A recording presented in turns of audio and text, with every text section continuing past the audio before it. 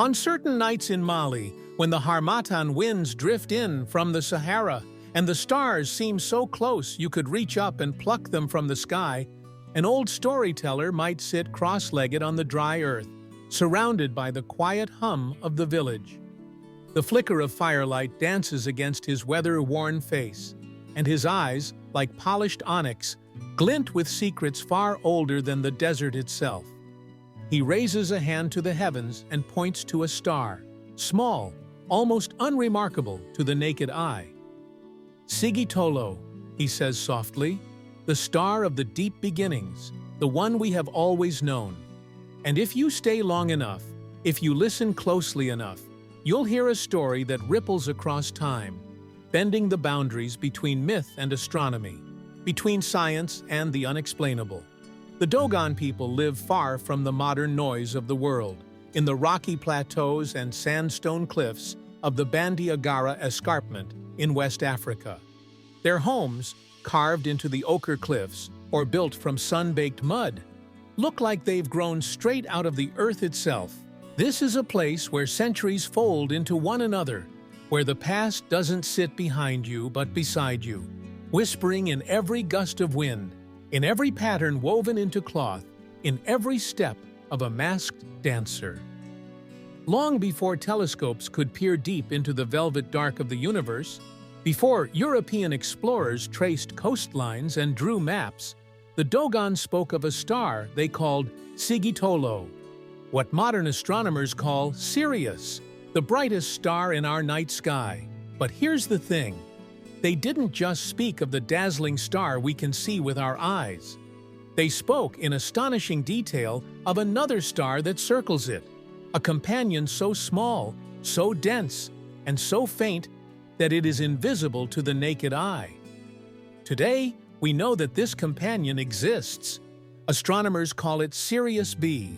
It is a white dwarf, the remnant core of a star that burned out long ago, now compressed into something so dense that a teaspoon of its matter would weigh several tons.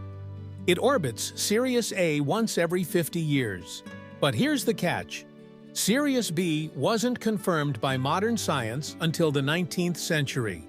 And yet the Dogon, an isolated tribe without telescopes, without written records, without any of the scientific tools that revealed this to the West, had described it for generations. They spoke of its density, its invisibility, its 50-year orbit. How could they have known? This question has puzzled anthropologists, historians, and scientists ever since French ethnographers Marcel Griaule and Germain Dieterlen first published their findings in the mid-20th century. They spent decades living among the Dogon, learning their language, sharing their food, attending their sacred ceremonies. And what they heard was both wondrous and unsettling. The Dogon claimed that knowledge of Sirius came from beings who visited Earth long ago. The Nommo. The Nommo, in Dogon tradition, were amphibious, fish-like entities who descended from the sky in a vessel that landed with a great wind and dust. An image that sounds eerily like a spaceship touching down.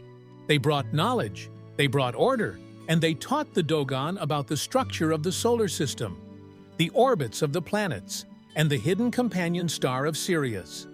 In their telling, the Nommo were not just teachers, but also a part of the creation story itself, shaping the world and guiding humanity in its earliest days. Skeptics have suggested other possibilities. Maybe the Dogon learned about Sirius B through contact with modern astronomers, perhaps European visitors before Griaule's time. Maybe the knowledge was subtly seeded, woven into their oral traditions until it seemed as though it had always been there. Or perhaps, they say, the story of Sigitolo was misunderstood or misrepresented in translation. And yet, there are details that make dismissal difficult. The Dogon's ceremonial calendar is tied to the 50-year orbit of Sirius B. Every half-century, they hold the Sigi Festival, a vast, months-long celebration filled with masked dances, intricate carvings, and chants that tell the story of the star and the Nommo. The last Sigi Festival took place in 1967. and the next will not come until the 21st century is well underway. How would a tradition of such precision and duration have been constructed unless there was deep, embedded knowledge of the orbit? Walk among the Dogon villages and you see their artistry everywhere. Masks that rise taller than a man, painted with patterns that represent cosmic order. Granaries decorated with symbols of fertility and creation. And in the oldest of these, shapes that some say mirror the elliptical paths of stars and planets.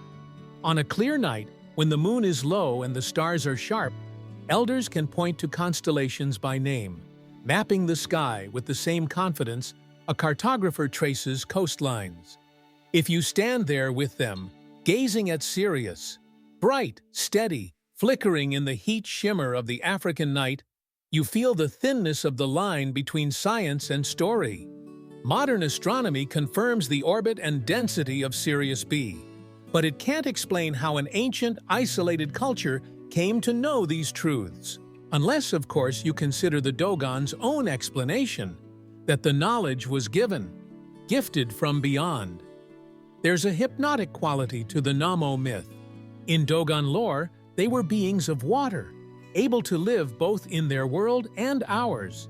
They are described with elongated bodies, wide heads, and eyes that seem always to be watching. When they arrived, the world was in chaos, and they brought the first order, teaching not just astronomy, but agriculture, weaving, and governance. When their work was done, they returned to the sky, promising to come again. Some who hear this see only metaphor. The Nommo, they argue, are symbolic, perhaps an embodiment of knowledge itself, or an ancient memory of a neighboring culture bringing advanced ideas. But others hear something else in the story. Echoes of ancient astronaut theories, whispers of a time when humanity may have been visited by intelligences from beyond Earth. And yet, the Sirius Mystery is not without its complications. Later researchers have questioned the accuracy of Graul and Dieterlen's accounts, suggesting that some details of Sirius B may have been influenced by the researchers themselves, consciously or unconsciously. There's also the possibility of cultural contamination, that traders, travelers, or missionaries might have mentioned the star's hidden companion, and the Dogon wove that into their traditions. Oral cultures are fluid. Their stories adapt, evolve, absorb. But there's also something stubborn in the Dogon accounts, a depth and a cohesion that feels older than any brief contact could seed. The knowledge isn't just a fact dropped into a conversation. It is embedded in their rituals, their sacred art, their worldview.